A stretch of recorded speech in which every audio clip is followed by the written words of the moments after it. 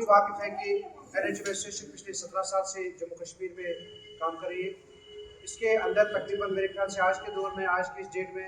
11,000 से ज़्यादा एम्प्लॉयज़ काम की, जिसमें हम डॉक्टर्स की बात करें, पैरामेडिकल स्टाफ की बात करें, मैनेजर्स की बात करें। वक्तन फ़ौक्तन आपकी माध्यम से हमने हमेशा अपनी डिमांड्स को उजागर किया है।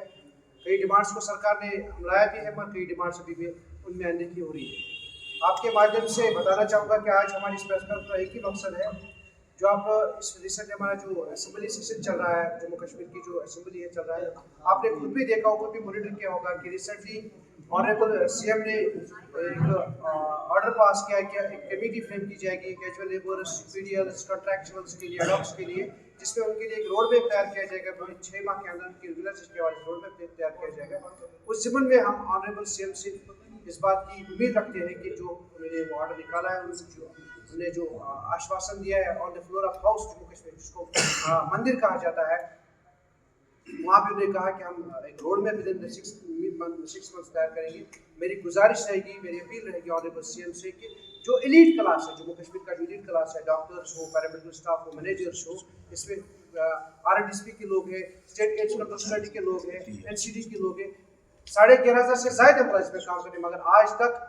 हमारे साथ वादा शिकी हुई है, हमारे साथ बहुत सारे वादे किए गए, कई सारी कमेटियाँ भी बनाई गई, मगर आज तक उन कमेटी का कोई अमली जामा उन्होंने किसी डिमांड को नहीं पहना है। मैं आपको थोड़ा आगाही देना चाहूँगा कि 2018 में हमने जब प्रोटेस्ट किया था, आप उस बात से बखूबी वाकिफ है, उस वक्त भी एक कमेटी का गठन हुआ था under the head of principal secretary honourable chief minister. उस कमेटी को ये मैंडेट दिया गया था कि इनकी डिमांड्स को एग्जामिन किया जाए और सिर्फ सरकार को रिपोर्ट पेश किया जाए। मगर बदकिस्मती हमारी,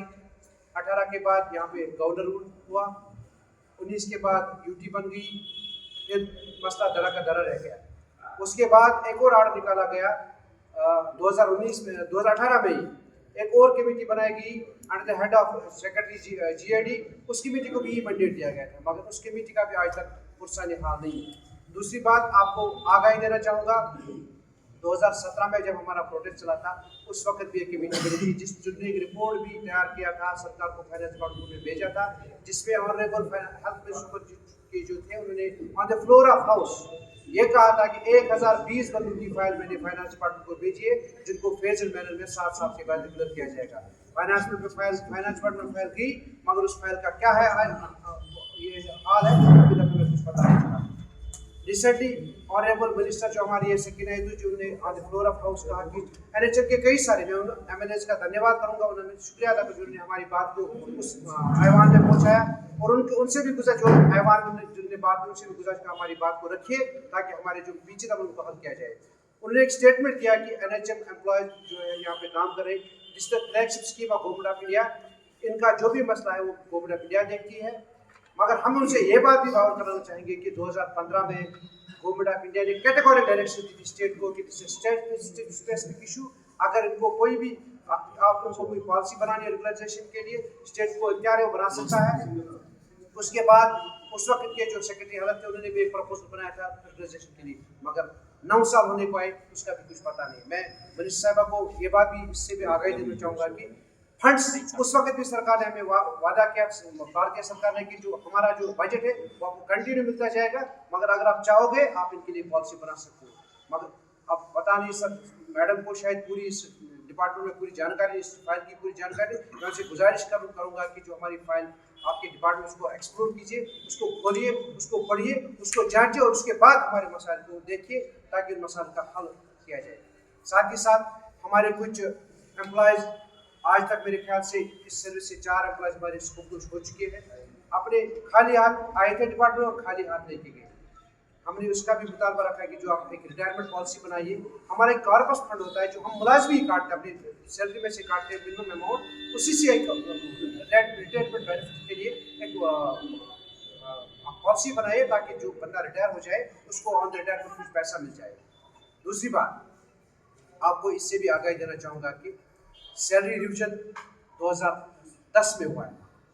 उसके बाद आज तक कोई सैलरी रिविजन, आपने मिनिस्ट्री का ऑन द फ्लोर ऑफ ये भी कहा कि इनको सैलरी हाइक हुई। हाइक और रिविजन ये दो अलग अलग चीज़ है। हाइक हुई थी हमारी 2021 में 10%, 10 और 5 हमारा एनुअल इंक्रीमेंट गवर्नमेंट की तरफ से होता है, 12% स्टेट ने दिए, वो भी गवर्नमेंट का पैसा है। अब मिनिस्टर साहब को ये भी याद दिलाना चाहूँगा कि पे रिविजन 2010 में हुआ था, अगर बाकी आप हेल्थ डिपार्टमेंट को ऊंचाई में देखना चाहते हो, इन मुलाजमों की मजदूरी को खत्म करना चाहते हो, जब तक आप पॉलिसीज की फ्रेम करते हो तब तक इक्वल पे इक्वल वर्क 2010 के पैटर्न में पे विजन लेके सामने आए, ताकि हमारे जो बच्चे हैं, हमारे जो घर वाले हैं, वो आने वाले वक्त पे कोई सफर ना करें। हम खुद भी परेशान हो चुके हैं। आज मुतबरक महीना चल रहा है, माह रमजान का मुतबरक महीना है, हम पिछले 3 महीनों से सैलरी से महरूम हैं। यहाँ ये बात काबिल जिक्र है कि मुतबरक महीने में भी हम परेशान बराकर हैं कि हमें सैलरी, अब रिसेंटली 1 मंथ सैलरी रिलीज हुआ है, मगर 2 मंथ और भी बात है। मेरी गुजारिश रहेगी कि ऑनरेबल मिनिस्टर से इस मसले को बारीकी से देखिए, एनएचएम मसले को बारीकी से देखिए, ताकि आने वाले वक्त में हमें मजबूर न कीजिए हम रोडों पे आए। आपने पहले भी देखा होगा हमें मजबूर किया जा रहा है सड़कों पे आने के लिए। मैं गुजारिश करूंगा कि अगर आप हमारे मसले को संजीदगी से देंगे ताकि हम रोडों पे हम जरूरी नहीं समझते रोड पे, मगर आप हमें मजबूर कर रहे हो सड़कों पर आने के लिए, रोडों पर आने के लिए।